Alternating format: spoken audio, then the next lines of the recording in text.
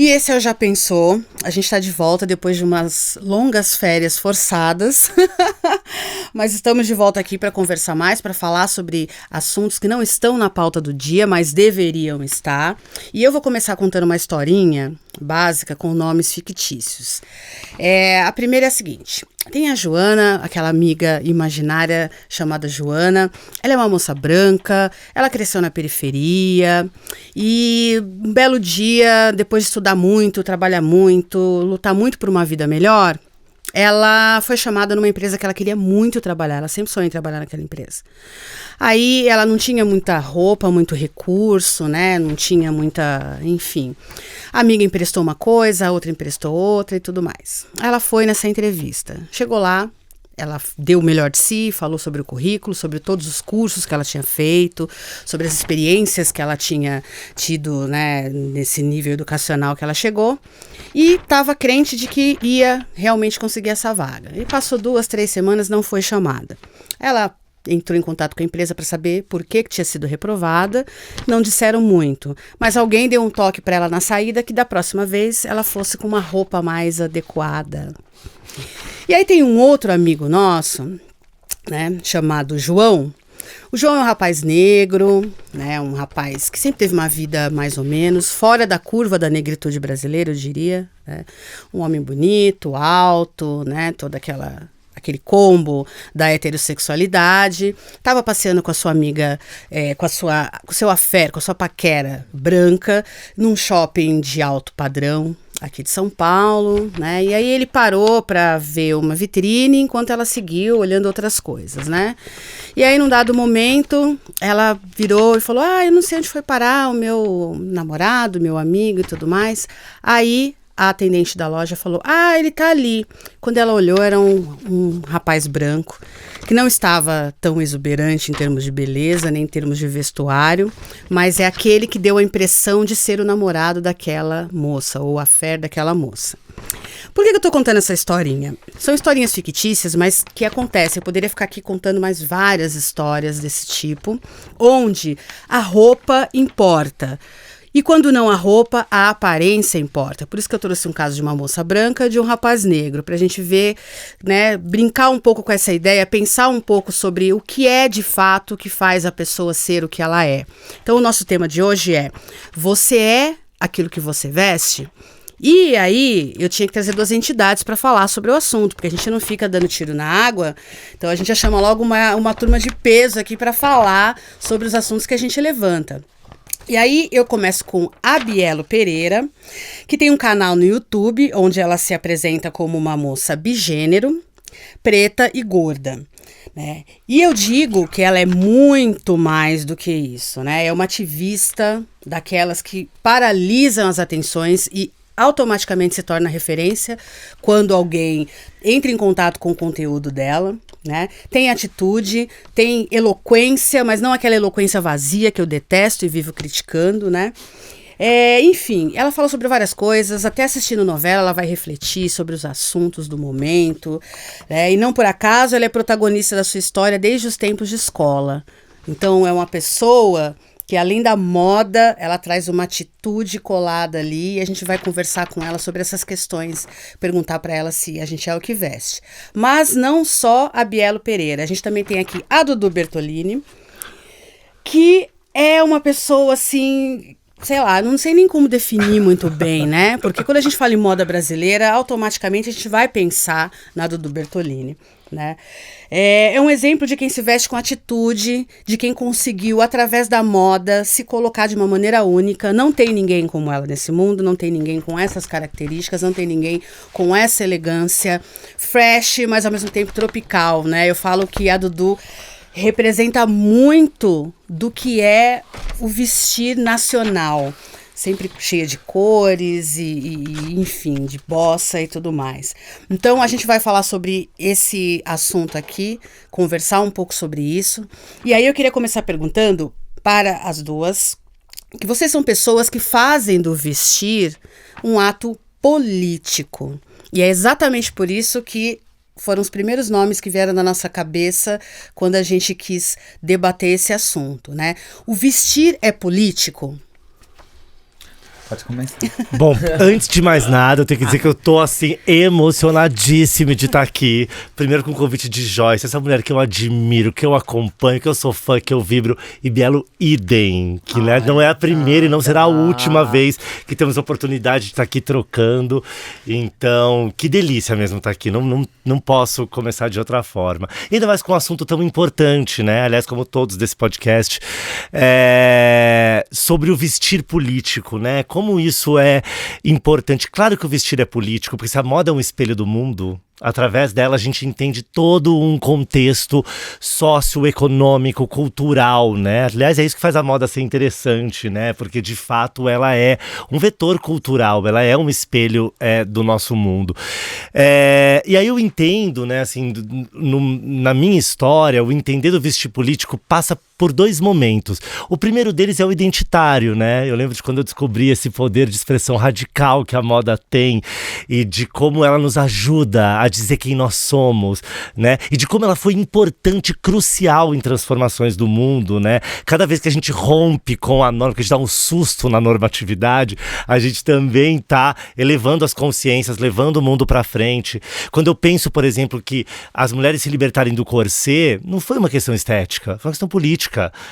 Fazer com que as mulheres resgatassem o direito de usar as calças não era só mais um item do guarda-roupa que elas estavam ganhando, era um ato político. Então, em muitos momentos na questão identitária, até hoje, a moda tem um papel muito importante em transformar realidades, em expandir, né, a nossa consciência.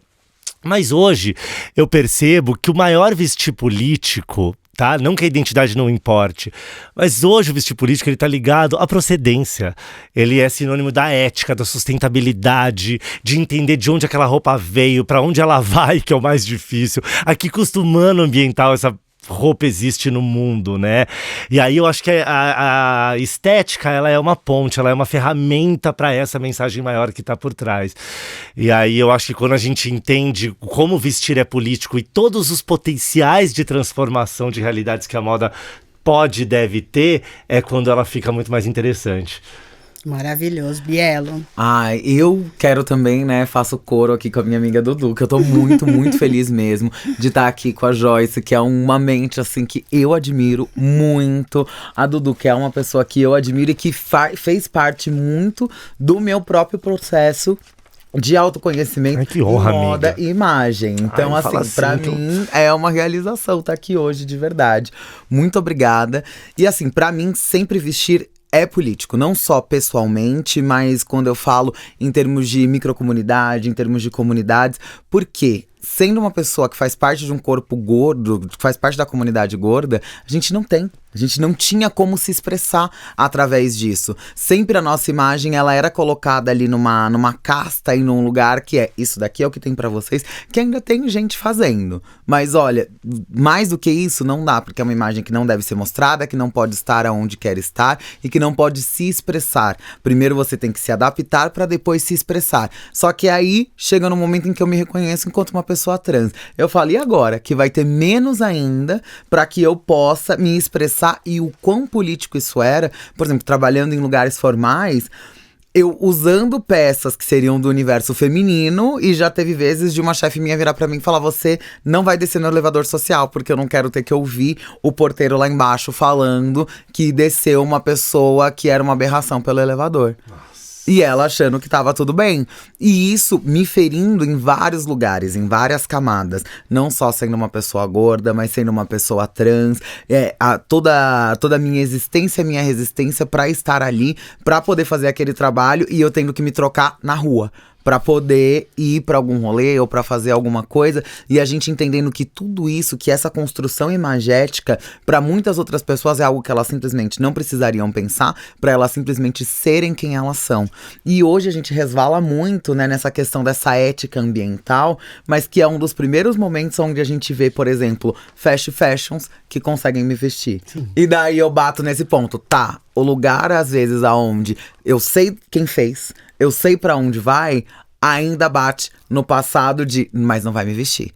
Mas aí vai chegar um outro lugar que faz isso, mas que eu tenho que ter uma preocupação, mas e aí? Como é que vai ser essa dicotomia? Como que eu fecho essa conta de esse lugar vai conseguir expressar minimamente o que eu vou conseguir fazer? Então a gente tem que ter uma mudança ainda mais global. Perfeito. Porém, a imagem, ela sempre vai ser política. Como você vai se apresentar naquele momento. Muita gente fala até mesmo não só da imagem em si, né? Mas a gente tem ali na moda também o perfume, essas coisas. E eu sempre falo, gente, eu não tenho uma assinatura específica, porque eu acho que cada roupa, cada momento e cada mood que você tem diz muito sobre o que você quer expressar naquele momento. E você ter o privilégio de poder alterar esse mood de acordo com a sua identidade pessoal é muito difícil você se entender, mas você conseguir fazer isso é um privilégio de verdade. Então é um privilégio que eu consigo exercer e mostrar para o maior número de pessoas possíveis de como você trazer essa política nos diversos momentos de onde você está e como você vai fazer. Isso é no seu dia a dia. Às vezes é um dia que você sabe que você vai ter uma reunião com o seu chefe. Você vai conseguir estar ali dentro daquela padronização mínima que se pediu ali e de quem você é, mas você vai trazer uma comunicação diferente através dessa imagem que muitas das vezes é negada, exatamente para todo mundo imaginar que todo mundo tem que estar igual. E quem despertou em vocês essa percepção de que moda estava muito além do simples vestido, simples imagético, de que tinha uma informação por trás? Quando veio isso na vida de vocês? E com quem veio, exatamente? Olha, veio muito com a minha mãe. A minha mãe, ela sempre tinha essa coisa de usar... Minha mãe, ela não usa maquiagem. Detesta usar maquiagem, mas ela sempre tá de brinco e sempre passa batom. Sempre. Não importa a hora, vai acordar de manhã, ela sempre vai pôr sutiã, brinco e batom. Vai ficar em casa o dia inteiro, sutiã, brinco e batom. Vai pra rua, sutiã, brinco e batom. Só que ela... Amo essa tríade. A tríade maravilhosa. Sutiã, brinco e batom. Dava até uma música. Sutiã, brinco e batom não pode faltar. Ela se sente nua se ela tiver sem. Só que ela sempre variava, por exemplo, a cor do batom que ela usava, dependendo do que ela ia fazer.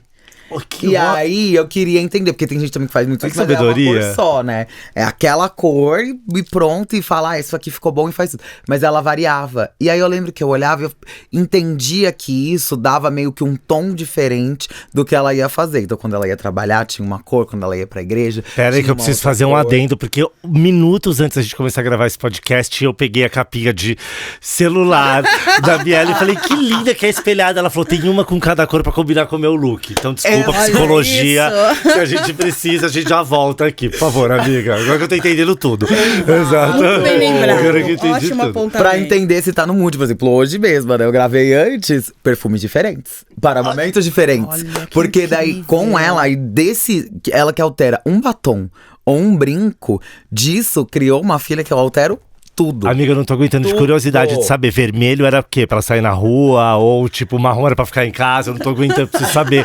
Uma cor, pelo menos, que ela usava pra quê? Vermelho é a paixão dela. E vermelho é o que ela mais usa pra rolê e pra… quando ela tá mais séria. Então, assim, quando ela vai pra igreja… quando ela vai pra igreja, quando ela vai pra um lugar, por exemplo, pro Transbaile ano passado, ela falou, quero meu batomzinho vermelho. Da igreja ao Transbaile de batom vermelho. Tô fã da sua mãe, já adorei.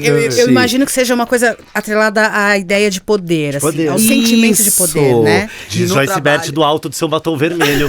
Exatamente. Falou poder até ser mais bonita a palavra. Pra trabalhar, eu sentia que ela trazia sobriedade, porque era sempre mais amarronzado, uma cor mais fechada, mais tranquila. E daí disso, eu já comecei a entender. Eu falei, não, cada situação você tem um mood. Você tem uma coisa. Então, a fragrância pra mim prega muito. Então, tem aquela roupa que eu sinto que é uma coisa mais dia, mais tranquila. Eu tenho muita coisa com cor, por exemplo, por causa dela. Então, às vezes eu coloco na minha underwear. Na verdade, eu sempre coloco lá. É a minha cor da sorte do momento. Hoje eu quero poder. Bum, é tal cor. Hoje eu vou trabalhar. Hoje eu tô aberta a possibilidades. E parece que isso já mexe com o meu instinto durante o dia. Com certeza. Às vezes tem dia que eu mexe. tô com uma cor específica e eu vou trabalhar, eu falo, meu Deus, o que vai acontecer? Porque normalmente… Gente, no Réveillon eu vou ligar pra Bielo. Falar, amiga, você vai com que cor de calça? Eu vou ligar pra Bielo no Réveillon. Sabe? Eu falei, amiga, qual que é do ano que vem? Porque juro, eu tô amando tanto essa…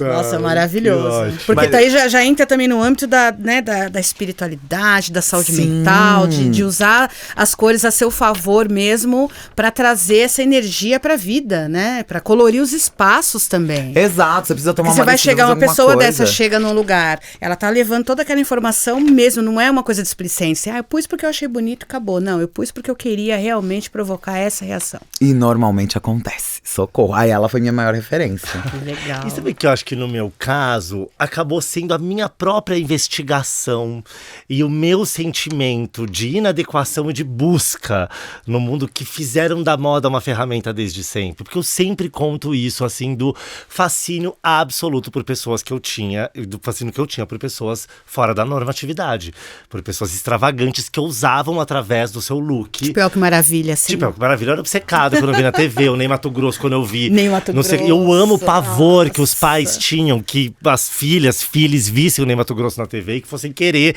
virar LGBT na hora. Fato, verdade mesmo. Tudo não deu certo. Ele conseguiu tudo que ele queria, o Ney Matogrosso, com aquela figura não binária maravilhosa.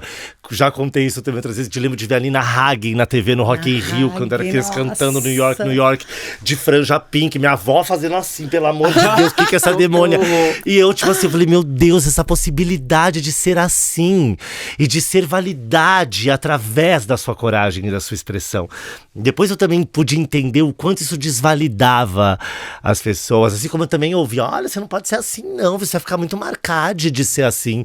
E eu lembro de falar, bom, então estou indo pelo caminho certo, né, vou conseguir ser marcado. Mas de entender, e mais uma vez, sobre a falta de modelos plurais no meu entorno, apesar de todas essas pessoas que me motivavam. Eu tinha uma tia super extravagante, a Marisa Dragoni, que usava unhas vermelhas, que cruzava a perna. Ela fala pra mim hoje em dia que ela não podia me dar a moral que eu queria, porque ela sabia que eu tava ali sentada no pé dela, querendo ser aquilo.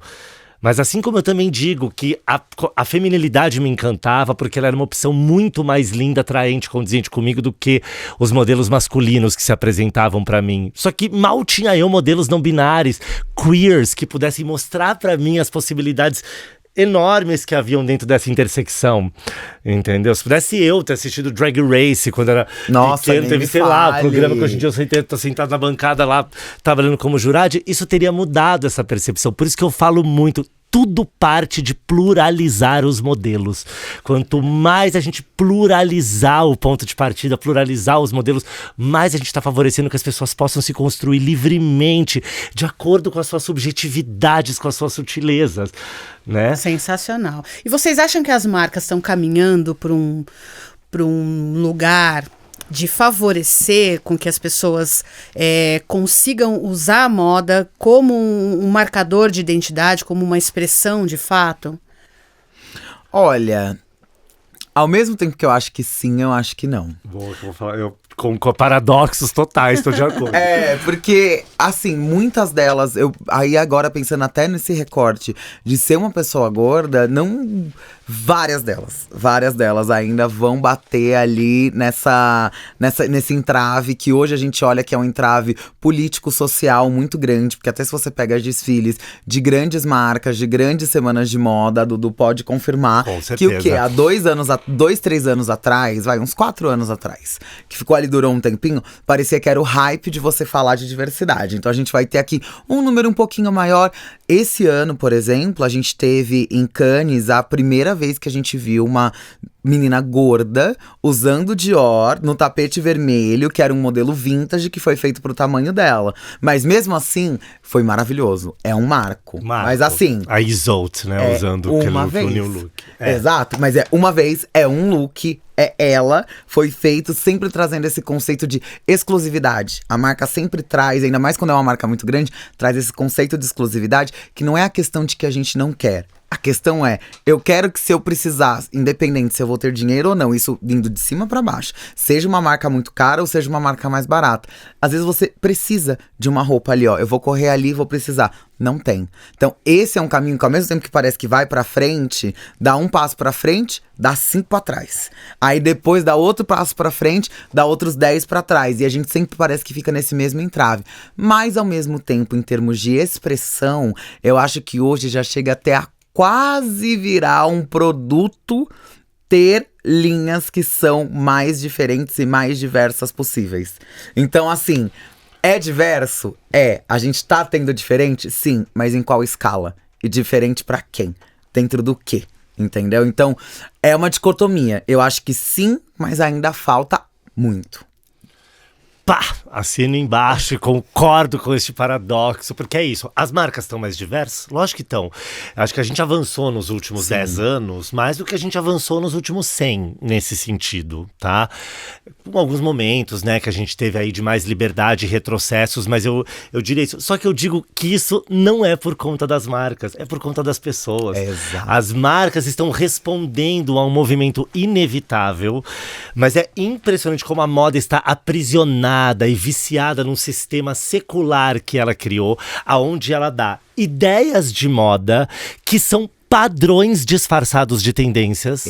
É isso que ela cria. E a partir de um sistema excludente, exclusivista, pautado na escassez, ela faz você querer desejar pertencer e fazer o que for para literalmente caber dentro desses padrões. Então, a moda ela é tão astuta que ela é capaz de absorver todos os conceitos de pluralidade e de diversão, que é isso que a Bielo falou, e também se apropriar disso para lá atrás padronizar até a diversidade, se assim for. Mas então é claro que a gente tem ganhos. A gente pode dizer, por exemplo, nos tamanhos maiores, que muita coisa avançou nesse sentido, só que quanto mais a gente avança, mais evidente o retrocesso que estava embaixo do tapete fica.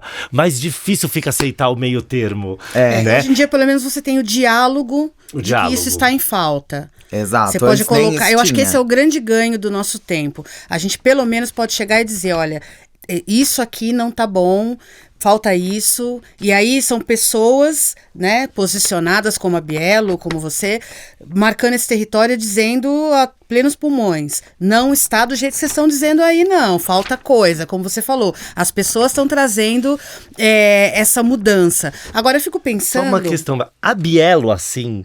Ela muda muito mais do que as marcas mudaram. A Bielo ser essa pessoa, com essa expressão que rompe com toda a lógica de a roupa do tamanho maior é aquela que é preta, que é escondida uma manta em cima. Então, essa ideia, entendeu? Só que foi muito, e é uma reivindicação dessas pessoas, claro que parte das pessoas sempre, mas como a gente vê que foi um movimento das pessoas, não foi um movimento da indústria.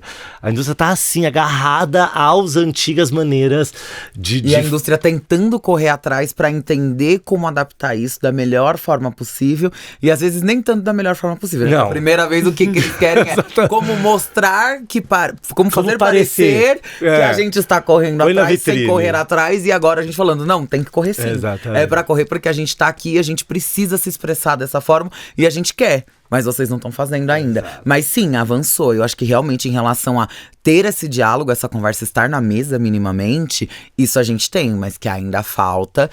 Eu ainda falo muito por ser uma pessoa gorda maior. Que às vezes eu já cheguei em momentos em feiras, em lugares específicos para corpos gordos, e mesmo assim não ter. Faltar pra mim, com marcas que são 100% focadas nesse público e não ter ainda pro meu corpo. Então eu falar, mesmo assim, mesmo aqui, onde eu deveria estar sendo acolhida nesse recorte específico da minha vida, ainda falta. Então como é que vai ser quando eu saio daqui, quando eu saio de dentro desse recorte? Mas... já tem mudado bastante. Eu acho que pro mercado curvy, né, que seria a primeira etapa antes de ser um mercado para pessoas gordas, já tá muito maior, já é muito mais fácil você conseguir entrar num shopping comum e ter algumas opções de lugares para consumir. Entendi. A gente citou antes de começar aqui a conversa o Isaac Silva, a Isa Isaac Silva, falando do Acredite no Seu Axé, de como isso pegou. E aí a gente conversando aqui, eu lembrei de novo dela e me remeteu ao seguinte: quando quem está por trás da marca tem uma personalidade voltada para a diversidade, isso se traduz também naquilo que é produzido, vocês não acham? Então, será que também... porque a gente tem pessoas pleiteando essas mudanças, e aí vai, a passo de formiga, mas vai. Mas será que também não seria bacana que essas pessoas assumissem o comando? Não, esse é o único jeito, né, Joyce? A mudança mesmo, o único caminho para a moda ser mais diversa e inclusiva é que os grupos entendidos como diversos, né? Grupos minoritários que em nada são minoritários, nem em quantidade, nem em elan, mas sim em direitos, exatamente. Quando essas pessoas ditas diversas, dentro de todos os seus recortes, interseccionalidade, essas pessoas ocupam lugares de poder, de decisão, é que a mudança é perene. Porque enquanto a gente perpetua, né, a hegemonia do poder é igual, mas não das narrativas. Então, o mesmo antigo poder mudou a narrativa. Aí ele vai contar pela ótica dele a história muda de outros. Muda a narrativa, mas não muda a alma. Quando a Isa tá à frente da marca dela, escreve Acredito no Seu Axé, e a Erika Hilton tá na frente da política, aí muda, porque a coisa muda. Porque é de corpo e alma. Move-se montanhas, né, como dessa ocupação. É lógico que é isso, misturado com políticas públicas, misturado com letramento, né, de gênero, de raça, de corpo, de classe social, de tudo. Mas, principalmente, as pessoas ditas plurais, os grupos diversos, essas pessoas no poder é onde está a evolução e a revolução. O pulo do gato, né? Então, quer dizer, chamar essas pessoas, essas grandes personalidades que estão por aí, cheia de criatividade, cheia de discurso, muito potente, muito afiado, deveriam estar, se não à frente, mas pelo menos junto, em colaboração mútua com as marcas, para que a alma esteja ali. Porque não adianta estar, é o discurso, agora a gente abriu espaço aqui para diversidade, agora nós somos pró-diversidade. Aí tem uns deslizes que acontecem, né? O povo é cancelado, daí corre de novo atrás. Mas aí é isso, falta essa coisa, assim, sabe? A alma tá ali, essa coisa que a Isa traz com Acredite no Seu Axé e outras que têm feito coisas muito legais. Eu lembro uma vez que você tinha postado, acho que na sua rede, que era um empreendimento de mulheres trans da Vicenta Perrota, maravilhosa, que exatamente. Mobiliza. Você bate o olho naquilo, você não tem dúvida de que foi criado por pessoas que realmente entendem do que estão falando. Não é só um discurso que tá ali, porque é uma coisa que emociona. Você bate o olho, aquilo dá uma emoção. E aí usam da excelência, da criatividade, do design para dar o recado. Porque também por quanto tempo as pessoas, que legal, roupa sustentável, tudo roupa que não é legal, mas que bacana de colocar, que bacana, isso aqui foi costurado no projeto social, mas que não é legal. O que já é um pensamento super equivocado, né? Só que a verdade é que essas pessoas transformadoras, elas chegam assim, com a excelência do design, fazem o melhor uso, né, do que a moda pode, do potencial que ela pode ter para apoiar essas mudanças sociais, ambientais, culturais, né, que sejam. E uma coisa que eu tava gostando muito que você falou, que foi exatamente a gente ter pessoas dentro dos lugares que tomam essa decisão e que fazem parte dessa diversidade. E a gente tem que ver isso, acho que também muito de cima para baixo também. Porque tem as marcas em si, e que hoje elas estão fazendo grandes colaborações com outras grandes marcas, que fazem com que essas marcas cheguem cada vez mais longe. Mas também os lugares que já existem, que já estão pré-estabelecidos, eles vão ter que fazer alguma coisa para isso ser diferente. E, por exemplo, os poucos lugares que eu acessei dentro desse mercado, dito mercado de luxo que existe, foi exatamente por terem pessoas lá dentro que são parecidas comigo. Porque se não fosse isso, ia sempre continuar sendo a mesma coisa. Porque as pessoas sempre lutam por quem são iguais a elas. E elas fazem e trabalham para isso. Então, se não tem essa diversidade lá dentro, com certeza vai ser refletido na falta em todos os outros lugares. Na falta da produção, na falta do acesso e na falta dessa visibilidade. E aí a gente consegue ter essas parcerias com outras grandes marcas. E eu amo que a gente tem muitas marcas de Salvador hoje em dia que estão arrasando, barbarizando no São Paulo Fashion Week, em todos os lugares pelo mundo. Sem ter que mudar pra cá. Sem ter que mudar pra cá. Tem que estar em São Paulo, descentralizando a rota. Exatamente.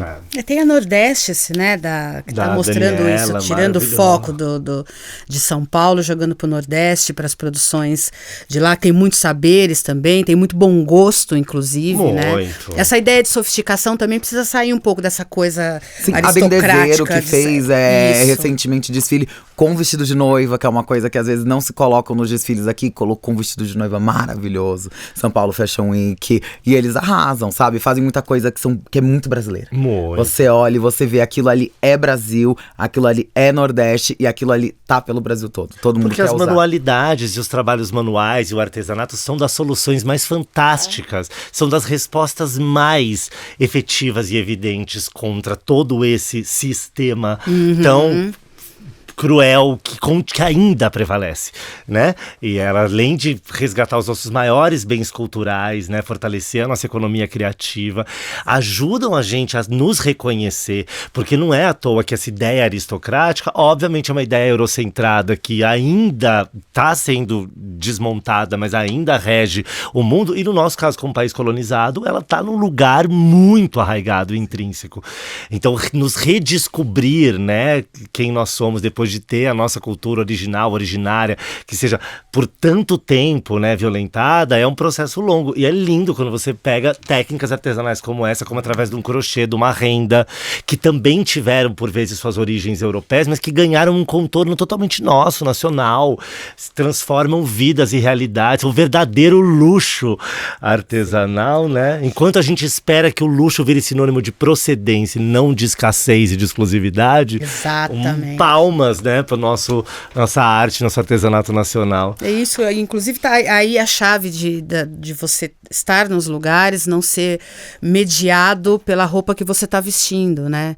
Você é menos porque você não está com isso aqui, com esses códigos de nobreza que são extremamente eurocêntricos. É tipo, o pessoal tem falado muito em afrofuturismo, mas eu gosto muito da decolonialidade, porque eu acho que ela cabe em todas as linguagens e todas as histórias que a gente tem para recontar.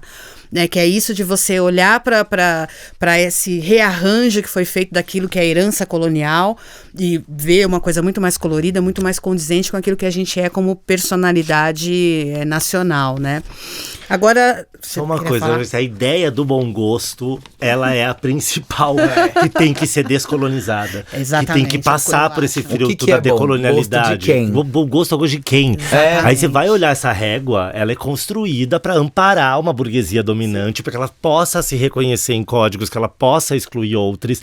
E aí, historicamente, não é à toa que ela também sempre está ligada à sobriedade, ao bom senso, ao que hoje a gente chama de quiet luxury. Por quê, querida? Pessoas como nós sempre quebraram regras e sempre trouxeram por si a ideia de uma rebeldia ao que está sendo imposto. Então não é à toa que ainda hoje a pessoa de cinza e de preto na mesa é mais ouvida do que a pessoa de onça psicodélica. Exato. Porque existe algo que na verdade foi muito mais feito para regular as nossas, né, a nossa autenticidade, sendo ela sinônimo de coragem. Exatamente. Né? E aí você vai ver, né? Você está falando, eu estou lembrando de Fanon, que falava, né, que a branquitude tinha como código a seriedade, menos emoção, mais razão, né, essa coisa conectada com o iluminismo, tal. Então, para você ter mais razão e menos emoção, você tem que estar cinza, preto, símbolos da austeridade, daquela coisa fechada. Você chega, eu lembro muitas vezes na minha infância, eu via pessoas simples, pobres, né, criticando o outro porque o outro tá colorido. Nossa, que horror, olha só, onde é que você vai desse jeito? Onde é que você vai com esse negócio? Antigamente, houve uma época da minha vida que tudo bem que estava atrelado com outras coisas, mas eu nem me imaginava me vestindo uma roupa amarela e saindo na rua. Nossa, não, vou vestir amarela, vou toda amarela na rua. Não, eu tinha assim um certo... Mas tinha dentro aquela vontade de liberar o arco-íris de dentro pra fora, né? Então, quer dizer... Porque pra gente era como se a gente estivesse saindo na rua já gritando. Exato, sem abrir a boca. Como se exatamente. Nossa, então cheguei, aí as pessoas já não vão ouvir tudo, já tava ali incutido dentro disso. E com o tempo, imagino, né, que tenha mudado muito. Já vem, olha esse inclusive o meu conceito de bom gosto. Eu acho que bom gosto... Eu tenho uma amiga, né, que a gente conversava muito na época que eu trabalhei com ela e tal, e aí a gente falava, né, uma vez a gente começou a discutir na mesa do bar, conversa de bar de sexta-feira à noite. Elegância é atitude.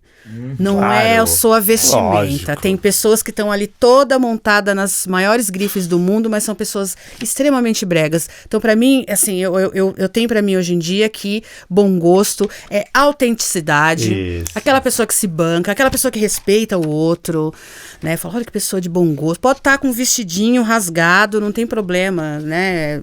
Enfim, é isso. É a coerência da coerência, pessoa, exato. com quem quem ela é e com como ela por quais lentes ela vê o mundo. Exatamente. É a pessoa que conhece as próprias sutilezas que motivam Exatamente. ela. Isso e o quanto ela consegue sentir e mostrar o que sente também, né? Eu acho que tem muito disso, porque a gente também é muito desmotivado. Essa coisa do código da vestimenta todo fechadinho também influencia nas nossas emoções, né? Você não pode dizer pra pessoa, olha, eu adoro você tá muito linda, você tá maravilhosa.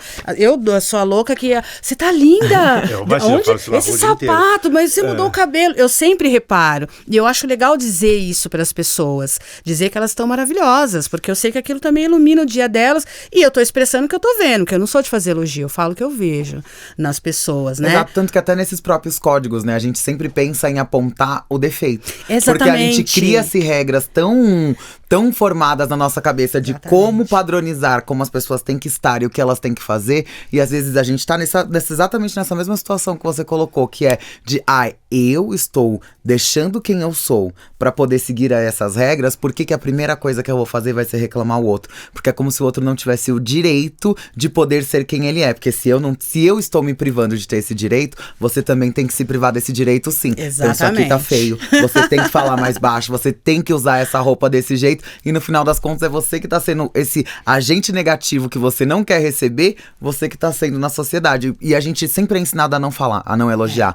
Eu lembro que eu ouvia muito isso quando eu era pequena. Eu falava assim, se tiver alguma coisa ruim pra falar pra alguém, você fala, pra ajudar a pessoa. Mas coisa positiva, você depende. Eu já ouvi muito isso dentro de casa. Exatamente. E hoje, hoje eu sou exatamente o contrário. Eu falo, eu também sou assim, igual a Joyce. Viu o negócio? Você tá maravilhosa. Que perfume é esse? Meu Deus do céu, já amei. Vamos ver se isso aqui faz sentido. São dos melhores pontos de conexão que eu tenho com as pessoas não do mundo. Às vezes é isso, eu adoro um jeito que você fala pra pessoa, e às vezes que passa na aquilo calçada. muda o dia da pessoa. Exato. Né? E é real, né? Porque você não tá forçando nada, você tá dizendo que a pessoa tá maravilhosa. E a gente tá condicionado por essas questões todas. É muito fácil a gente se olhar no espelho e se rejeitar. Claro. Você se monta todo, mas você vai num lugar e fala assim, aquele ele tá melhor que eu. Por isso que aí você julga o outro. Aí, no fundo, esse sistema que fez você se sentir tão julgado o tempo todo e tão não adequado, é mais fácil ser a pessoa que julga e que critica do que a que tenta acertar. E aí você alimenta essa métrica. Tem uma amiga muito inteligente chamada Joyce Bert, vou te apresentar um dia, falei isso antes. Escreveu um texto muito bonito que me inspirou entre tantos, que fala sobre comparação, sobre o quanto comparar-se é uma forma de matar-se, né? Porque ele é o oposto de você... E o quanto é bom a gente... Só que é um grande paradoxo, sendo a moda algo que se constrói a partir da observação do outro. A partir da observação do alter. É isso que a gente é impactado desde quando a gente nasce. É isso a chance que a gente tem ao olhar ao redor, são os modelos que nos são apresentados. Então, é muito difícil. Por isso que quanto mais a gente pluraliza o ponto de partida, mais confortáveis as pessoas vão estar com o vizinho colorido, com a amiga sexy, com a pessoa magra, com a pessoa gorda, com a pessoa com deficiência, né? Assim, quanto mais a gente consegue partir daí, né? E também não colocar essa... Eu acho que o outro pulo disso que a gente falou também, além da gente conquistar os espaços da diversidade, é a hora que esses espaços forem conquistados para além dela, para que as pessoas diversas não sejam chamadas só para serem diversas. Sim. E disputem um cercadinho da diversidade. Nossa, perfeito. Que é um lugar, né? Porque vai ser o ponto onde a gente questione as ausências, mas naturalize as presenças, né? E lembrando que você, para além de ser uma mulher trans, preta, você pode falar de qualquer coisa. Sim, né? Exatamente. Você fala de qualquer coisa, fala de qualquer O coisa. final disso tudo também tem muito a ver com a individualidade. A gente não é ensinado a ter essa individualidade. Se você tem essa individualidade, você olha em volta, tudo vai ser diversidade. Isso. Então, se tudo é diversidade, esse passa a ser o padrão, não tem como você olhar e julgar. Porque é a sua individualidade conversando com a minha individualidade, e a gente comumente faz coisas em conjunto que vão para além dessas individualidades. A gente tem pontos de convergência aqui, pontos de convergência aqui, e a gente faz isso e faz aquilo. Só que a gente sempre quer estar dentro de um rebanho, de acordo com todo esse mercado que ensina pra gente, num lugar onde a gente não deveria estar. Não é, então se você tem essa pessoa, você tem esses amigos, você nunca mais vai poder falar com outras pessoas. Você tem que estar só com esses. Essas são as suas lealdades. Essas são as suas lealdades na moda, as suas lealdades de grupo. Não, a sua lealdade, ela tem que ser pra você. Esses dias até uma amiga minha, ela tava falando sobre, enfim, tava acontecendo várias questões. Ela falou sobre a gente congregar pra gente mesma. Porque congregar é você adorar em algum templo, você estar lá junto. Quais são as coisas que você faz pra você se congregar? E às vezes a forma como você vai acordar e você vai se vestir naquele dia, o que você vai fazer naquele dia, uma coisa que você gosta, você fala, eu não preciso de ninguém pra fazer isso. Eu vou fazer isso pra mim. Porque depois que eu me congrego e que eu me entendo quem eu sou na minha individualidade, eu vou conseguir entender ainda mais qual que é a sua individualidade. E não é um problema, e quando a gente fala disso, a gente tá falando de moda, a gente não tá falando que é um problema você fazer um desfile. Mas você não precisa ser exatamente aquilo que tá ali. Você vai ter 1 ou 2 itens, você vai conseguir separar aquilo que você vai juntar com aquela outra coisa e você vai estar dentro de uma norma daquele lugar, mas sendo você. Isso. E ser você e se entender nesse lugar é muito difícil, mas é possível. E a gente faz. Tá muito vendo? Bom, Bielo. Falei gente, agora Bielo fez, a gente não vai poder nem criticar. Falei que serve looks e ideias. Eu falei, e agora, depois desse pensamento tão genial, a gente nem vai mais poder criticar nenhuma super conservadora, evangélica, nenhuma disso, porque é isso, gente, pra legitimar o nosso, a gente tem. E isso é muito bonito, porque no fundo, o jeito que a gente julga, né, a aparência, a roupa dos outros, é muito mais sobre o nosso julgamento do que sobre a roupa do outro. Exatamente. Né? Ela revela muito mais sobre a gente por quais filtros e quais lentes a gente vê as coisas do que. Mas que às vezes não tá funcionando, não tá mesmo. Não tá. É aí verdade. Alguém precisa falar. Mas não é sobre isso. Não é. Fica ao seu direito de usar, você tem, lembra? Exato. Deixa eu perguntar uma coisa. As indústrias de vestuário e calçado geram de 8 a 10% do carbono global. E segundo a ONG WRAP, todos os esforços para reduzir as emissões são anulados pelo aumento da produção e da venda.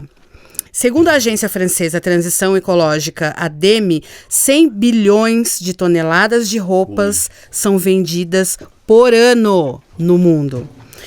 Como isso deve impactar a forma como nos vestimos? Como equilibrar o consumo consciente com as tendências de moda? Você começa, minha amiga. Não tem como, né? Esse ringue tá difícil, mas tô brincando. Primeiro, gente, que a única maneira vai ser se a tendência for a ética. Se a tendência for a sustentabilidade. Se a tendência for a procedência. Mais uma vez eu digo, se o luxo virar sinônimo de procedência, num sentido que eu quero dizer assim, o que você vai valorizar? O poder de expressão identitária de close que você pode ganhar com aquela bolsa, ou a remuneração real que artesãs tiveram por trás daquela bolsa, a legitimidade daquela matéria-prima, o potencial que essa peça tem, ou a qualidade que ela tem para atravessar os tempos e não virar um descarte daqui a um ano.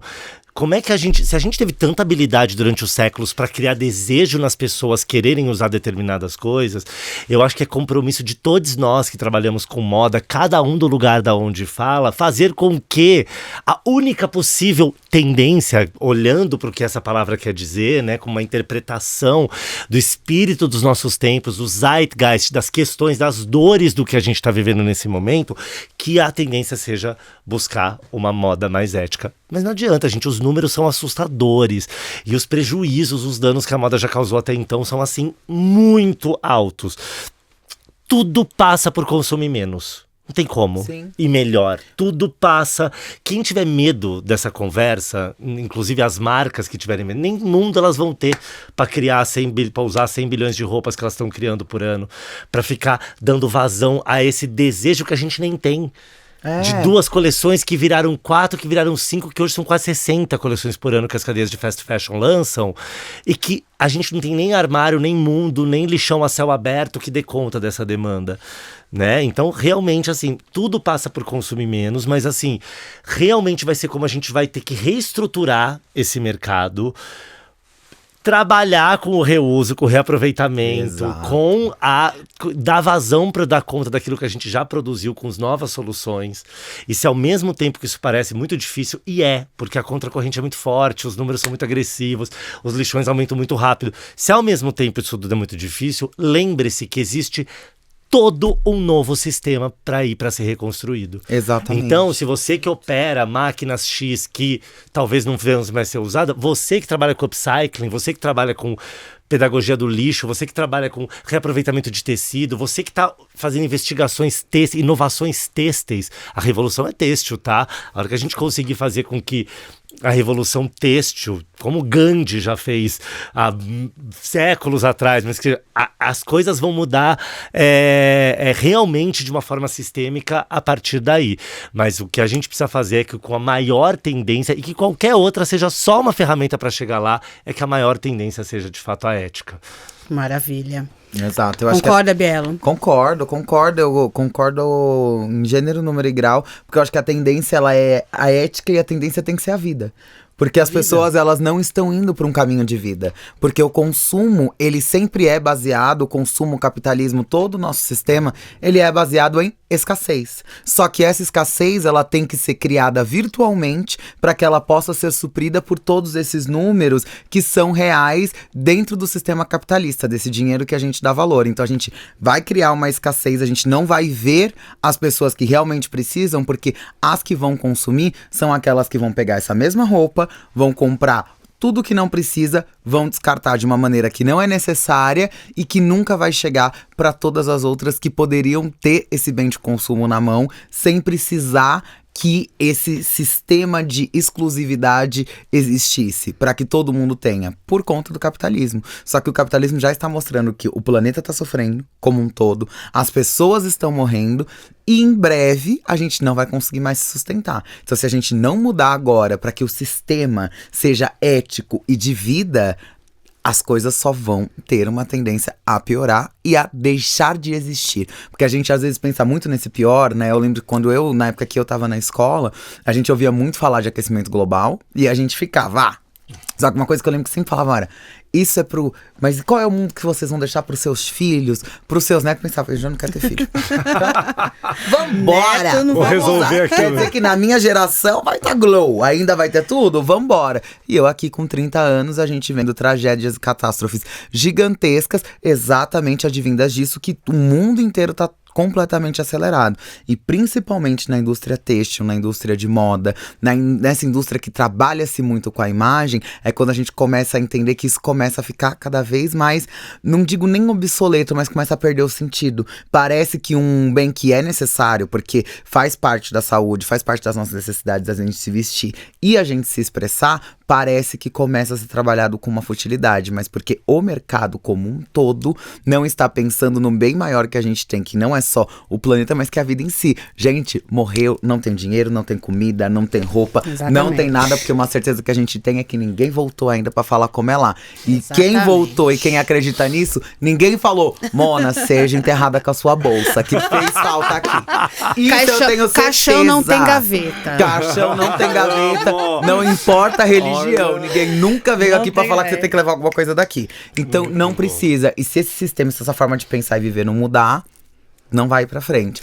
Mas capitalismo, né? Queria dar só um alô pra você que fica rindo das pessoas que vestem as mesmas roupas. Ai, fulano repetiu roupa. Essa conversa é pra vocês também. Exato. Porque no âmbito micro, né? Nossa, essa aqui anda atrás de mim. Aí você vai de novo com essa roupa, mas você já usou. Tudo que eu vou tô usando usar aqui é muito, repetido. não é? Vou usar até acabar. E quando acabar, eu vou, sei lá, reciclar e fazer alguma coisa pra mudar o jeito de vestir. Porque assim, a gente fala do macro, da indústria. Né? E é claro, a indústria tem um peso muito maior sobre o humano, né? Sobre o eu social. Mas o eu social também tem as suas tarefinhas de casa que tem que ser feita, né? E uma delas é justamente isso. Porque você também consome. O seu consumo pode ser menor, de repente, do que de uma pessoa rica que vai comprar Prada, que vai comprar Balenciaga, né? Mas também o seu consumo impacta. O seu consumo nas pequenas lojas aí de bairro, que você vai lá e compra aquele monte de coisa que nem vai usar muitas vezes e fica ali armazenado e tal, e não dá, enfim, não recicla, né? Também essa conversa. E eu via muito quando eu era mais jovem, assim, o pessoal, ai, nossa, falando, não tira aquela roupa. E eu falava, mas tá legal, a roupa é bonita, tem um bom caimento, tá limpinha. Sim, né? tá tudo certo. Tá ótimo. Mas o que falta nesse contexto todo também é educação. A gente não tem educação para o consumo. E aí eu não falo nem só consumo de moda. É consumo de moda, consumo de alimentos, consumo de qualquer outro bem. A gente não tem educação para o consumo. E eu que sou uma pessoa, por exemplo, que vim da escassez, tive que trabalhar muito na terapia, porque eu tinha duas questões. Por exemplo, quando era jovem e usava sempre a mesma roupa. Não era upcycle, era o que dava pra ter. Mas, ao mesmo tempo que era isso, quando comecei a ter dinheiro pra ter as coisas, foi quando começou a ficar aquela… Literalmente isso, comprar coisa. Antes eu olhava e falava, como que compra uma roupa e não usa? Como que viagem compra um negócio e não usa? Gente, eu com caixas, às vezes, de coisas que eu comprava em viagem. E eu falava, gente, eu não tenho parede pra pendurar quadro. Eu não tenho corpo pra usar essas roupas. Não vai ter tempo. Se eu usar uma peça diferente por pra dia, usar os milhões de sapatos, não vai dar. Né? Exato, sapato. E aí eu comecei a entender que vinha por ter vindo dessa situação de escassez. Então, quanto mais eu tiver, quanto mais eu acumular, melhor vai ser. Só que isso… Beleza, eu ainda tive condições de fazer uma terapia e entender isso. Só que a gente não é ensinado a trabalhar, seja com dinheiro, com forma de consumo e entender como isso impacta no nosso planeta. Nós somos cobaias coletivas de um sistema. Faça o máximo que você pode e não pode. Que assumidamente, descaradamente, apoiado, né, pelas instituições, falou, vamos ver até onde as pessoas conseguem chegar em ter desejo de consumir e se renderem, né, a partir disso. Foi um crescimento exponencial histórico nessa percepção. E as redes sociais nesse ponto não nos ajudaram. Nossa, nesse ponto. só. Elas ajudaram em outros pontos. Pelo contrário, porque né? também elas também disseminaram conteúdo sobre sustentabilidade, sobre brechós, lugares de segunda mão. Sim, ela também disseminou várias informações, mas ela criou uma percepção de consumo num scroll. Antes, né, você via os seus artistas no palco dando entrevista. Hoje, da hora que eles acordam do café da manhã até a hora de dormir, é um non-stop de roupa de troca, de assim, oferta dessa suposta abundância. E pra você comprar, a distância de um clique. A distância de um clique. Bom, você já vai ali, já chega que às vezes demora pra chegar, você nem lembra mais que você comprou. É verdade. E aí quando era pra isso tá acabando, você vê que hoje a única coisa que esgota um estoque é o TikTok, por exemplo. Exato. Você vai dar, entendeu? Tipo assim, aí você fala assim, então a gente tá ganhando mais consciência, as pessoas estão consumindo mais. A moda continua buscando a fórmula pro estoque esgotar. Igual foi o vestido da Diane von Furstenberg nos anos 70, o wrap dress, que 7 milhões de pessoas usavam no mundo inteiro, elas continuam. Só que hoje, é impressionante, a passarela não tem esse poder, as revistas de moda não têm. Só que a amiga que fala pra você, passa aqui, ó, um Tomato Girl bochecha aqui pra você. Bom. Aí no dia seguinte o blush rosa acabou no mundo. Entendeu? Por causa disso. É verdade. Criando diferentes narrativas que fazem você acreditar que você tá escolhendo, né? Você falou uma coisa que me remeteu àquela cena clássica do Diabo Veste Prada, né? Que é a personagem da Anne Hathaway, né? E a maravilhosa Meryl Streep, né? Do alto do seu poder ali da personagem. Dá-lhe uma bela de uma chapuletada, porque ela vai lá posar de, né? Sou muito importante pra ficar me preocupando com aquilo que eu tô vestindo. Eu escolhi porque eu quis, e pra mim tá bom isso. E aí ela dá toda uma aula ali. Eu acho essa cena muito útil, muito útil. E aí eu queria perguntar o seguinte: até que ponto o modo como nos vestimos é uma escolha pessoal e uma expressão da nossa identidade, e qual o limite para não nos influenciarmos, né, pelas tendências e padrões impostos pelos TikToks e Instagrams da vida? Vocês têm alguma fórmula, alguma coisa pensada sobre isso? Olha… A gente escolhe aquilo mesmo que a gente vai vestir? Ou a Meryl Streep tá… Miranda Priestley tá certa quando ela fala aquilo pra Anne Hathaway? Você não escolheu nada, querida. Exato. Quando ela fala isso pra Andrea, assim, ela tá certa. Eu acho assim, que é um limiar muito grande, né? Porque primeiro você tem que se conhecer e se reconhecer, pra daí você entender o que funciona e o que faz sentido. Eu acho que a primeira coisa, você olhou uma coisa que você fala, não gosto. Não achei feio, não achei interessante, não acho que combina comigo, mas vou usar, já começou errado. Acho que já começou errado. Vou usar e muito provavelmente porque tá na moda, porque eu tô vendo aqui várias vezes. Você é amada, você aceita. Aquela atriz lá, esse código. Exatamente. E mesmo quando você vê o inverso, beleza, isso aqui tá super em alta, achei bafo, quero usar. Como que isso entra no meu dia a dia? Será que essa silhueta é específica para eu utilizar no meu dia a dia? Será que essa aplicação é a melhor? Eu consigo colocar ela em mim, mas você só vai conseguir fazer isso quando você se conhece, você sabe o que é a sua estética, o que faz parte da sua estética. Eu faço, por exemplo, um programa diário, então todos os dias tem que estar com uma roupa diferente. E às vezes tem temáticas dentro desse programa, mas se observar, se você pegar um histórico dessas roupas, todas elas contam a mesma história, você olha a roupa e você fala, é uma roupa que a Bielo vai conseguir usar. Por quê? Ela faz sentido pro que eu sou e dentro do que às vezes eu coloco uma coisa que tem tendência, que às vezes é um dia que a gente vai falar alguma coisa de moda, então eu vou colocar ali profissionalmente falando. Mas quando você traz no seu dia a dia, isso tem que conversar com você. Só que qual que é a conversa se você não sabe quais são as suas palavras? Então são essas as palavras que você tem que encontrar pra tentar se esquivar e absorver aquilo que faz sentido pra você. Porque eu não acho que a gente tem que demonizar a tendência. Não é demonizar a moda. A partir de hoje não tem ninguém, nenhum artista de moda existe mais, ninguém mais lança roupa, cada um faz sua própria roupa em casa e já era. Não é sobre isso. É sobre você saber como absorver algo que faz sentido pra você. Quando você não sabe isso, é quando você deixa a outra cabeça pensar por você. Então, isso aqui tá super em alta, aí a galera tá usando. Nossa, vermelho tá usando muito. Que nem esses dias comprei uma lace, né, de cabelo vermelho. Hoje a Joyce tá aqui, ó, avermelhadíssima. Com meu Ícora. Amei, gatíssima com esse ruivo. E a galera fala muito sobre, tipo, como tá em alta, vai todo mundo usar. Eu falei, tá, mas qual é o vermelho que funciona pra você? Então você vê um monte de gente que tá com uma água de salsicha. Ou então com um vermelho que é um tom, que você olha assim e você fala, Mona, água de beterraba. te apagou inteira. Você poderia estar com esse vermelho, mas ia fazer mais sentido se fosse outro. Por quê? Só vou seguir uma tendência. Às vezes nem queria. Então, às vezes você quer fazer aquilo. Tudo, às vezes tá em alta, às vezes não. Mas como que aquilo funciona pra você? O pensar, o individualizar a tendência é um exercício que você tem que fazer na sua vida. Pra tudo. Mas agora eu queria deixar a Dudu, que já influenciou muita gente.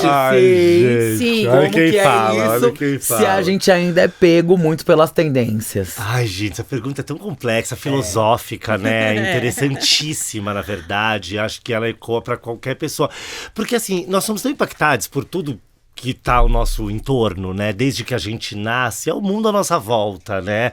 Que a gente tem pra poder perceber. E assim como a gente já falou, né, aqui mais cedo, que a moda, por exemplo, é algo que se constrói a partir da observação de outros, do outer, dos modelos que você tem à sua volta. Então é muito difícil, sendo que você é impactado o tempo todo com essas imagens desde que você nasce, você destrinchar o que é de fato o seu desejo, aquilo que chamam de gosto pessoal, né? O que é seu e o que é uma construção social, o que é absorvido. Será que se eu fosse, se eu vivesse na comunidade das mulheres Padaung, que usam, sei lá, os anéis de bronze no pescoço, será que eu naturalmente acharia pescoços longos mais bonitos? Eu posso dizer por mim que para eu conseguir romper com a lógica dos modelos que me foram colocados e entender o quanto aqueles modelos eu achava bonitos porque eram o que me foi ensinado, Sim. Entendeu? Então é muito complexo. Mais uma vez, qual é de fato a solução para isso? Pluralizar. Exato. Porque só se você realmente tiver muitos modelos plurais, você permite, repito, bato na tecla, escrevo de novo, volto, vou falar de novo. Só assim você permite que as pessoas se construam de uma forma mais livre, que as pessoas consigam, a partir das diferenças, encontrar as suas próprias sutilezas e as suas próprias. Então é muito paradoxal. E a gente chega nesse mundo de hoje, aonde grande paradoxo da internet, ela te escancara infinitos recortes de mundo. A distância de um clique você consegue entender como funcionam a cabeça de pessoas de todos os cantos do mundo, como essas pessoas se vestem, como elas se comportam. Você consegue ter um campo de discussão que antes desses canais de comunicação você não tinha. Só que a moda sábia que ela também se apropria disso. Exato. E acelera num nível hard o sistema de tendências que a gente nunca tinha chegado como ele até então. Voltamos para isso, para um sistema onde você tem trends, aesthetics, cores, modas que duram 2 dias. Exato. E que antes de você se engajar, elas já acabaram. E aí a gente fala, olha que bom, se a gente tá pluralizando o ponto de partida, então que bom que você tem milhões de estéticas, porque daí você consegue se encontrar. Só que ao mesmo tempo, se você não tem um senso crítico, um olhar, um amor próprio, uma autoestima, uma jornada de autoconhecimento, porque a saída é pra dentro, pra que ela possa ser. Se você não tem, você tá num labirinto. Você tá perdido porque você não vai saber como sair do meio disso. Se um dia você é Tomato Girl, Soap Camp Girl, no outro dia você é Mob Wife, no outro dia você é Clean Girl, no outro dia você é Xadê, no outro dia você é isso e aquilo. Isso não tem como. É uma loucura. Se você não tiver esse próprio norte. Já era difícil quando a moda te dava a mini saia ou a calça capri pra você usar. Hoje em dia, com esses milhões de caminhos, e sendo um mundo tão veloz, tão pautado em aparências, a gente mais vê que nesse momento é mais difícil que a moda ajude as pessoas a se encontrar nessa jornada do que de fato corroborar para que elas exuberem na sua individualidade. Perfeito. Falando em pegando um gancho que você está falando, dentro desse conceito de se identificar com a moda, com aquilo que veste, como é que vocês enxergam essa coisa do dress code que é exigido em empresas, em festas e não sei o quê? Assim, tem um limite para isso? É necessário mesmo que a pessoa vá do jeito que você quer que ela vá, ou do jeito que você lê que combina com a sua festa, ou com o seu barzinho, ou com a sua empresa, ou sabe, sei lá o quê? Sua história do começo já foi ficar de cabelo em pé, amiga. Sinto muito, inclusive. Sim, obrigada. Você ter passado por isso. Mas é complicado, dress code. Porque ao mesmo tempo que ele é complicado, eu acho que tem que saber fazer. Porque eu acho que às vezes ele faz sentido, mas de uma forma que ali seja o mais livre possível. Por exemplo, eu tenho um Transbaile, que é um baile, né, criado por e para pessoas trans, tem uma premiação para pessoas trans. E ano passado, que tinha sido em 2023, foi o primeiro ano que a gente fez, a gente quis colocar, não, vamos colocar um dress code, vamos colocar que as pessoas têm que vir assim, as pessoas têm que vir ou com uma fantasia, ou elas têm que vir com esse sport chic e tudo mais. E algumas pessoas, por exemplo, relataram pra gente que elas não foram porque elas se sentiram coagidas pela forma como elas iam se vestir. E eram pessoas que pra gente era muito importante que elas estivessem lá. Aí esse ano a gente já fez diferente. A gente já falou, a gente vai colocar um dress code, mas é um dress code que ele é livre. Então você pode ir de gala, mas você vai. Mas o que é gala pra você? Porque eu acho que muito, ainda, principalmente fora da comunidade LGBT, a gente tem claro na nossa mente o que vai ser um evento de gala, se eu vou ter roupa pra ir, se eu não vou ter roupa pra ir. Gala é o quê? Como você vai se vestir bem. Então, aí, às vezes as pessoas perguntavam, né? Muita gente, na verdade, que foi convidada perguntou, porque os convites eram feitos de maneira online, as pessoas livres, elas perguntavam, tá, mas o que é isso? O que é essa gala? O que é? Como que você vai se sentir bem? Qual é a roupa que você vai colocar e que você vai se sentir bem? Você vai falar, é uma roupa que eu coloquei pra uma noite especial. É isso, às vezes pra uma pessoa essa roupa vai ser uma calça jeans e uma blusinha branca, mas eu vou me sentir bem porque é uma roupa nova. Show! É isso, é dentro do que cada um, como cada um vai fazer essa interpretação do que é essa gala pra você. Então, faz sentido pra você ter uma conversa, eu acho que às vezes em determinados eventos e alguns lugares. Mas agora, por exemplo, no trabalho, eu tenho alguns colegas que trabalham em outras empresas que você tem um curso de etiqueta quando você entra na integração, pra você saber como você tem que se vestir em cada dia da semana, quais são as cores que podem. Meninos usam tal roupa, meninas usam tal roupa. E aí eu chego lá pra fazer a consultoria e as não binárias. Porque realmente é uma questão nessas empresas. Cadê as não binarians? Porque essas são leis e regras que são criadas dentro de um binarismo muito forte. Nossa. E se a pessoa entrou aqui e falou que ela é não binária, você vai o quê? Não contratar porque é não binária? Lei. Vai falar que ela tem que usar a roupa que você quer porque você quer? Lei. E aí? O que a gente vai fazer? Não tem como você ter essas regras dentro do... A gente bota lá em cima. Querida. Opa! Então, é complicado a gente pensar nesse sistema de regras. Porque não tem como você impor algo para que você padronize dentro da imagem da estética que tá da sua empresa, sendo que a imagem estética da sua empresa tem que ser um bom trabalho. Apenas isso. O restante não tem que influenciar. Que maravilha, gente. Eu acho assim, gente, poucas coisas revelam tanto sobre a nossa sociedade, ver o mundo, do que os dress codes, né?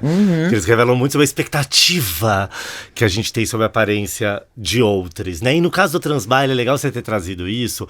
Eu acho que enquanto vocês, pessoas trans que fazem um movimento histórico de restituição, protagonismo, vocês se apropriarem da gala, aonde ele foi um lugar de exclusão, né? Solenidade, visto como lugar de solenidade que foi excluído de histórias de pessoas trans historicamente, tomar esse lugar e falar, querida, põe seu melhor look e vem aqui com essa liberdade, também é um dress code que acho que faz muito sentido com esse contexto.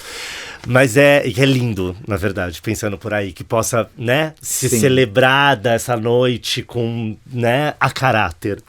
Mas quando a gente pensa no dress code, né, como ele revela sobre as expectativas e os julgamentos que as pessoas colocam sobre a aparência, e se isso já é forte na vida no corporativo, onde se pressupõe credibilidade e hierarquia, isso se faz valer mais que nunca, né? E desculpa te interromper, no corporativo que às vezes o dress code tá na cor da sua pele, né? Boa! Já começa daí. Às vezes corpo. Só a cor da sua pele, o formato do seu corpo já é tido como o dress code que você não deve ter. Muito bem, falou tudo. Tá certíssimo. Se você já parte daí, imagina do dress code da roupa porque mesmo. ele nada mais é do que um reflexo do mundo. Exato. E as hierarquias estão ali estabelecidas.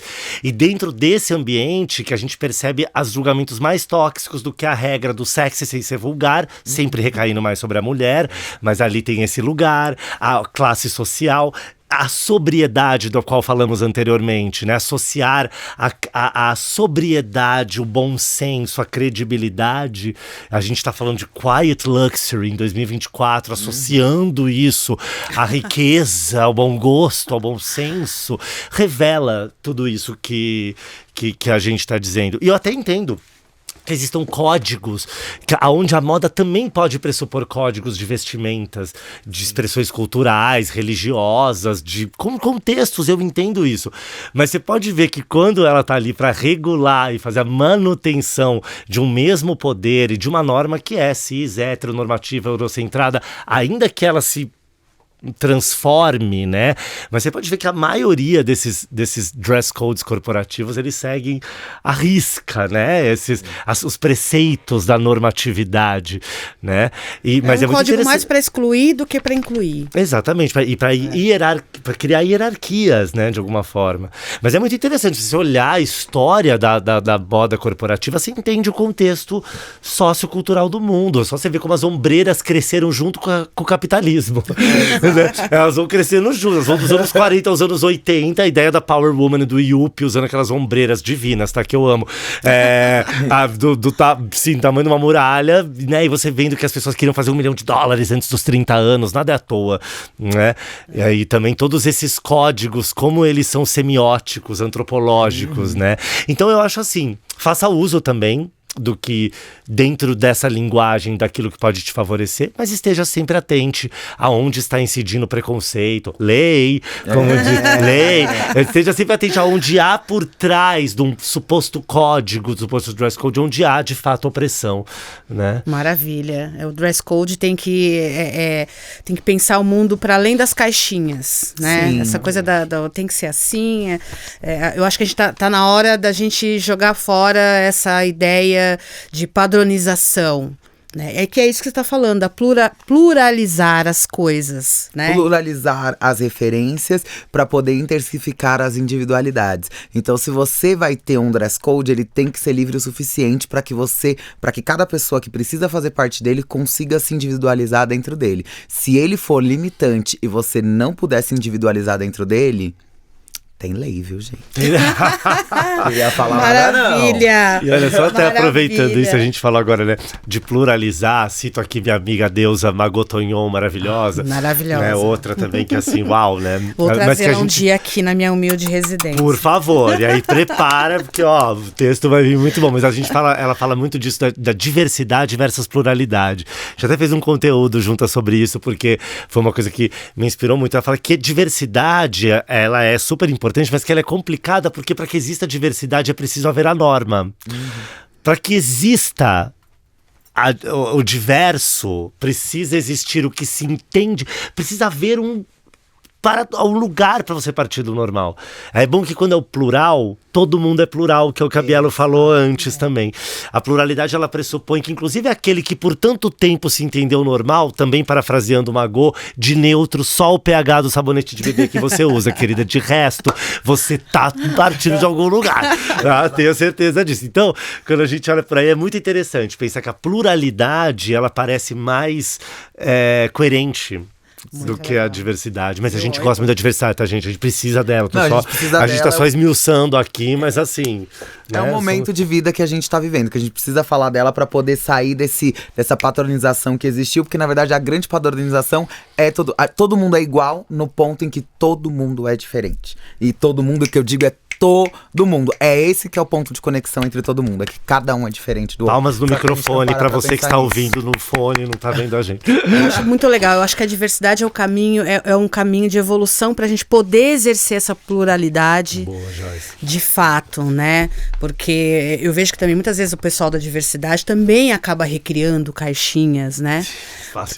É fácil, a gente tá condicionado, não tem como. Você acaba, né, intuitivamente, sem perceber, você tá ali colocar, mas negro tem que ser assim. Se você não tiver esse cabelo, você tem que gostar disso, né? Então, assim, na moda também, eu acho que é um caminho de evolução. Você trabalhar a diversidade como um alimento, um combustível para a pluralidade acontecer, e isso sim eu acho muito legal. Acho muito legal quando você pode ter uma sociedade, é a minha utopia, né, onde as pessoas sejam do jeito que elas querem ser. Você não tá fazendo mal para ninguém, não tá atrapalhando ninguém, não tá impactando negativamente nenhum espaço na vida de ninguém, então seja do jeito... Faça o que tu queres, pois é tudo da lei, já dizia Raulzito falecido. Muito bem. Que a sociedade alternativa me representa. Também, me representa também, com certeza, Jorge. Existe forma melhor de se expressar do que a moda? Pode ir? Gente, eu acho que existe uma forma melhor de se expressar através da moda. Eu acho que existem formas melhores de se expressar através dela. Perfeito. Porque também comparar as formas de expressão, eu acho que depende muito. Por exemplo, pra mim, a moda é uma forma de expressão importante. Eu digo não para além de mim, né? Assim, da onde eu vejo, da maneira como eu percebo o mundo, pelo olhar crítico que eu coloco no mundo. Então, ela é uma forma de expressão que todo mundo é impactado por ela, pela moda. Mas ela é uma forma de expressão mais latente para alguns do que para outros, né? Como é para mim. Então, assim, comparar se existe uma forma melhor de expressão, acho que existem várias, cada um sabe. Mas que existe uma forma melhor da gente se expressar através da moda, isso eu tenho certeza que tem. E acho que passa por tudo isso que a gente falou até aqui. Passa por entender como a gente vai expressar uma moda que é mais equânime, que é mais justa, que é mais plural, que abraça e não exclui, que não julga, que aceita, que enaltece as diferenças, que valoriza, que da onde você veio, para conseguir chegar até aqui, para onde você vai. Até porque aqui a gente tá falando sobre moda e a gente tá fazendo um recorte específico sobre um segmento da vida de todas as pessoas. Mas a gente não pode esquecer que pra grande maioria das pessoas, moda é uma atividade meio. É você se vestir pra enfrentar a vida em outras situações. Eu, por fazer várias coisas, em alguns momentos, a moda em si é uma atividade de começo, meio e fim naquele dia em si. Mas em outros, não. Eu preciso estar vestida pra fazer outro fim, que é como a maioria das pessoas vivem. Então, acho que a melhor forma de se expressar é a forma em que você se expressa melhor. E isso você só sabe quando você se conhece. Mas que a moda perpassa por isso, ela perpassa. Porque a imagem, ela sempre vai fazer uma parte muito grande da semiótica. Porque a gente vai usar sempre todos os outros sentidos que o nosso interlocutor vai ter para poder passar essa mensagem. E um deles, para as pessoas que, se você vai ter interlocutores que todos eles enxergam, você vai ter a moda. Tem um olfato, a gente vai ter ali o perfume, que faz parte da moda. A gente vai ter a forma como a gente se expressa, como a gente vai fazer aquele som, como a gente vai fazer aquela fala, como a gente vai mostrar o nosso trabalho. Então a gente acaba escolhendo qual o melhor caminho, mas que a moda, ela é muito importante, seja ela como fim ou como meio, sim, ela é. Porque mas lembrando que o ponto de partida, assim como a Dudu falou, é de dentro. O melhor caminho, ele é pra dentro, é você olhar de dentro pra fora, porque é um lugar também que a gente, muito tortuoso, porque a gente aprende a vê-la de fora pra dentro. Mas ela sempre parte do de dentro pra fora e dessa pluralidade de referências. Muito bom o fim e o meio. Nossa, amei esse conceito. Nossa, como a gente é enfiado na moda, por isso que é fim e meio, exatamente. Quando eu acho que eu já parei de falar dela, tô eu me vestindo em casa pra colocar um pijama. Por isso que ela foi tão parte da minha vida, a moda, porque ela é meu fim e meu meio. Meu Você Deus. me remeteu uma coisa. Eu tava assistindo um drama coreano que eu terminei esses dias, né? E aí fala... Uns doramas, é isso? Dorama. Olha, a Joyce é dos doramas. A hora que ela falou, já falei... Eu sou super dorameira, exatamente. E aí era um drama que falava das questões da saúde mental. Então tinha uma personagem que tem um transtorno que não é diagnosticado, não cita exatamente qual é o transtorno, mas ela tem uns traumas e tudo mais. É uma menina linda e ela parece toda extravagante e tal. E aí o médico fala, né, o psiquiatra fala assim... às vezes a pessoa se veste de maneira extravagante para se proteger das dores do mundo. E aí, pensando nisso, para ir rumando aqui para o nosso fim, eu queria entender que se dá para fazer uma leitura psicológica de uma pessoa através daquilo que ela está vestindo. Dá pra fazer certas e erradas. Tem pessoas, agora então, na era da pós-verdade. Então, nossa, se a cada uma que a gente ouve, né? Cada leitura. Eu vou me vestir de inocente pra passar a perna geral e vender meu joguinho no Fala que eu sou família de bem. Exato. Fala mal da Madonna. Coitada da Madonna que se vê, né? Que bota nossa a blusinha senhora, branca, pra falar que eu sou cabelo pessoa lavado, sem maquiagem. Quem me conhece sabe. Então, assim, roupinha de cancelamento pronta, já no armário. Moletomzinho cinza, camisetinha branca. Dress code para anti-cancelamento. Exato. Gente, é muito complicado, porque eu acho que dá. Por exemplo, eu sou uma pessoa que quem me conhece sabe. Que eu demonstro muito como eu tô me sentindo também através das minhas roupas. Eu acho que vem muito, sabe? Se eu tô bem, eu vou estar mais outgoing. Se não, eu vou estar mais fechada e de acordo com as mensagens que eu vou passar. Mas é muito difícil porque essa leitura psicológica, ela é baseada em quê? Porque você vai ter que ter uma base. E a base é exatamente tudo que a gente acabou de falar aqui, desde o início, que é uma base eurocêntrica, é uma base branca, é uma base de isso daqui é a pessoa estar bem. Mas às vezes a pessoa que você está usando de estudo, ela não tá bem, ela só não quer ser criticada pra poder fazer a atividade fim com a roupa que ela quiser usar. Então ela vai se vestir igual a todo mundo e vai falar que tá tudo bem, porque ela acha que ela não precisa se preocupar com isso quando ela entra num sistema de linha de produção. Então é muito complicado fazer essas análises psicológicas através necessariamente só da roupa e da fala. Porque senão a gente acaba caindo naquela coisa. Não quero usar roupa colorida porque parece que eu já tô gritando. Às vezes eu tô. Na maioria das vezes sim. Hoje eu vim berrando. Como vocês podem observar. Mas eu acho mais difícil analisar pela roupa. Olha, eu acho muito curioso, porque eu acho que sim, isso é possível, mas é muito, na verdade, ardilosa essa ideia, porque a moda também é um excelente disfarce. Ela é por natureza, a palavra disfarce, ela pode partir desse pressuposto, né, da roupa. Então, a leitura rasa, normalmente ela tá embebida de um disfarce. Acho que é preciso ler, o famoso não julgar o livro pela capa, né? Aquela velha história. Mas eu acho que é interessante, mais uma vez, é muito mais interessante ler as pessoas através do que elas vestem do que tentar julgá-las a partir de um suposto parâmetro do que é bonito, feio, certo, errado, bom gosto, mau gosto, né? Que são conceitos que inclusive duram, assim, o tempo do grão de areia na sua mão, porque isso se esvai. Então, ler as pessoas e entendê-las através da roupa, eu acho que é um exercício interessante. Eu sou viciado nisso, tá? Eu fico o dia inteiro andando pra cima e pra baixo, tô no aeroporto, quando eu vejo, tô parado olhando pra pessoa, eu não tô julgando a pessoa. Mas às vezes eu tô assim, uma curiosidade com a pessoa, por que ela tá... Por que você fez esse grupo, escolheu essa blusa? Por que o cadarço dela tá desamarrado e o cabelo tá desgrenhado, ela tá tão arrumada, por que ela usa tanto batom? Assim, pensando nas pessoas, e isso é um encantamento que eu tenho pelas pessoas. É um encantamento que eu não quero deixar de ter pelo mundo. que passa por adorei seu cabelo, seu brinco, sempre falo isso. Pra alguém, é uma maneira de criar uma fonte, uma conexão. Mas eu acredito que sim, mas acho muito interessante a gente não manter essa leitura como sendo rasa, de cara. Não bater o martelo, e né? não fazer esse julgamento. Tá de Porque camisetinha do Mickey, branquinha e calça jeans, é inocente na parada. O maior prova disso é com o Levante, né, o conservador, né, o que se entendeu por cidadão de bem. E que roupa o cidadão de bem usa, que cara o cidadão de bem tem. Não estou generalizando, vamos lembrar, né?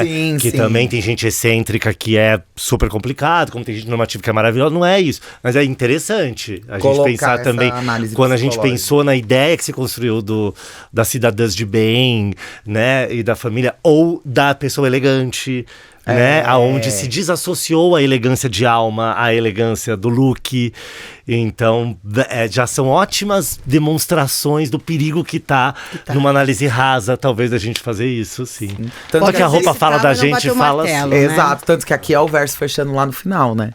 Que você trouxe as duas histórias lá no início. Isso. E já vem com a pergunta no final. Aqui, exatamente. ó. Ó o verso fechando lá no final. É isso. Eu não quero parar de falar de moda assim mais, gente. Eu quero fazer uma última pergunta, né? Infelizmente a gente tá partindo aqui pro final, mas assim, né, a gente podia ficar aqui há muito tempo. Vou fazer uma parte 2. E uma peça de roupa, uma peça do vestuário de vocês que é assim autodescritiva. De quem vocês são, ou de quem vocês querem ser, ou enfim. Difícil, Entrega. né? Nossa, pegou pesadíssimo, que eu vario muito, socorro. Olha, mas eu acho que sutiã. Eu gosto de usar sutiãs, tops, tudo que valoriza o busto da mamãe me entrega. E tem, né, esse afetivo histórico, né, com a minha mãe, que sempre, né, usa sutiã, batom e brinco. Sutiã, batom e Nem brinco. até eu capaz de pôr sutiã. Sutiã, batom e brinco. E foi a primeira, inclusive o sutiã que eu estou usando hoje. Dá pra mostrar, gente, não tem problema. O sutiã que eu estou usando hoje foi uma das primeiras peças. Esse aqui dá pra mostrar. Foi uma peça feminina, que a primeira peça do armário feminino que minha mãe me deu.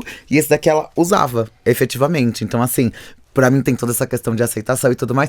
E também porque a mamãe tem um belo busto. Então ela gosta sempre de valorizar. Como chama sua mãe maravilhosa? Dona Sônia, um beijo. Dona Sônia, você é ícone fashion. Ícone fashion. Que ensinou pra gente a trilha de sutiã, batom e brinco. Então eu já... Infalível.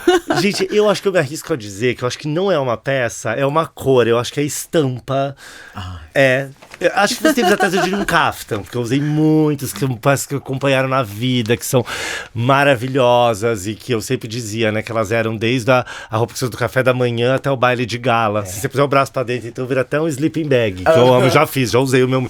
Mas hoje eu acho que é a estampa, é a cor. Eu acho que ela é o ponto que une o meu armário. Difícil pra achar uma roupa preta, camisetinha branca, fia, nossa senhora.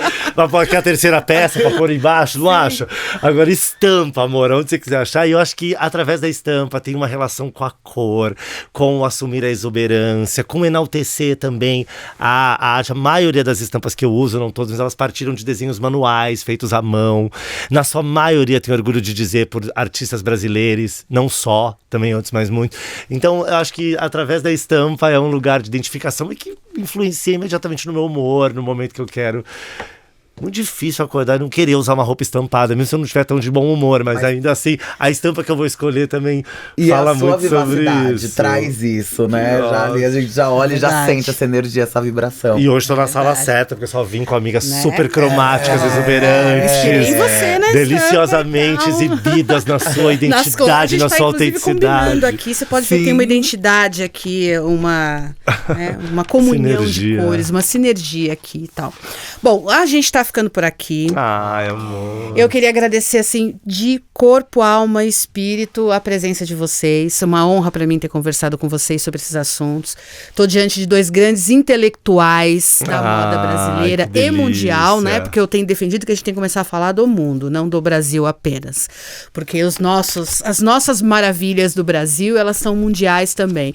Então eu tô diante de duas grandes intelectuais da moda brasileira que só ensinam, né, que colorem as nossas vistas, servem de referência em muitos momentos, enfim, e tem tanta coisa, tanta ideia boa que passou por aqui. Você viu que da cabeça dessas duas aqui sai uma revolução dentro do campo da moda. Das três, dona Joyce Bert, que você não está fora, você que é essa pensadora revolucionária maravilhosa. Olha, eu amei ter vocês aqui. Perfeita, eu quero que ter honra. Oportunidade de ter mais conversas assim com vocês em outros momentos e tal. Mas o que ficou daqui? Que a moda, ela é um campo aberto, né? Dudu plantou aqui a pluralidade como uma necessidade para que a gente alcance um outro patamar de expressão humana e social, né? A Bielo contou histórias maravilhosas aqui e não deixou de reafirmar que a moda é sim atravessada pelas questões de raça, classe, gênero, que estruturam a nossa sociedade, né? E a gente falou aqui sobre tantas coisas, entre elas o fato de que a gente não pode julgar o livro pela capa, então a gente não é necessariamente o que veste, mas em muitos momentos a gente pode ser o que veste. Então, eu espero que vocês tenham gostado muito desse papo que a gente teve aqui. Levem essa conversa mais adiante, leve para a sala de aula, leva para as mesas de bar, leva para os desfiles de moda e conversem mais, né? Eu acho que a moda tem que ser intelectualizada também e chamem sempre essas duas aqui para fazer esse jogo de bola aqui que vai dar certo com certeza. E eu agradeço muito quem vai ouvir, quem já ouviu ou quem ainda está ouvindo. E a gente volta logo mais com o Já Pensou, provocando vocês para pensarem nas coisas que não estão na pauta do dia, mas deveriam estar. Um grande abraço e até mais. Ai, que honra! Obrigada! Te amamos, Joyce, perfeita! Obrigada.